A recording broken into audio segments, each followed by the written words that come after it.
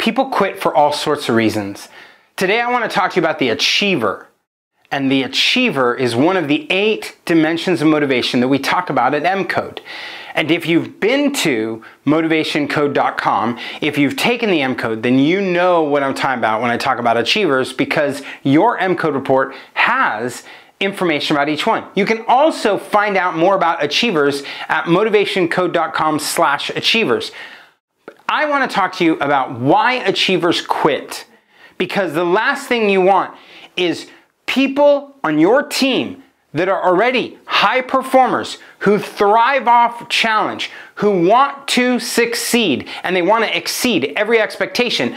Those are the people you don't want quitting, right? And yet, there's a couple reasons why achievers move on, right? They vote with their feet. They don't have lots of conversation. They don't have a ton of dialogue.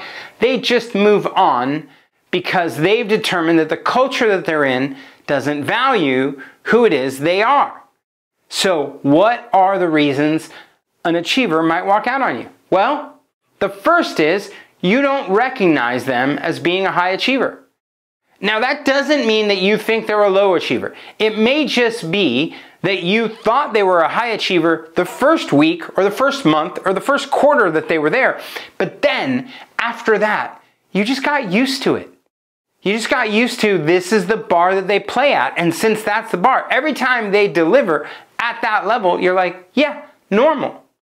And when you become accustomed to a certain delivery, you stop thanking people, you stop being generous with praise, you stop acknowledging because you just assume, yeah, they know and I know and we all know, and so we don't need to say anything.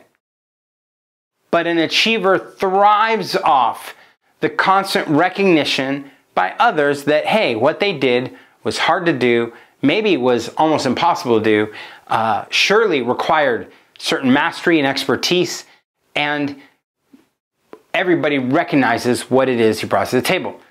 They don't all need to be, achievers don't all need to be recognized on stage with a spotlight. That's a misnomer. Some may, but even in just one-on-one management of an achiever, you want to make sure that you're having regular time to say, hey, I see this, I see what you did, this is impressive. Not a lot of other people could have pulled this off. That's one of the reasons achievers move on. But that's not the only reason achievers quit. Achievers also quit when you're putting praise on someone who doesn't deserve it. Now, I'm not talking about a little praise, but I'm talking about the same amount of praise that an achiever wants for the work they've done. They can't stand, right, when they're watching someone else get promoted or someone else get the praise for work they didn't do.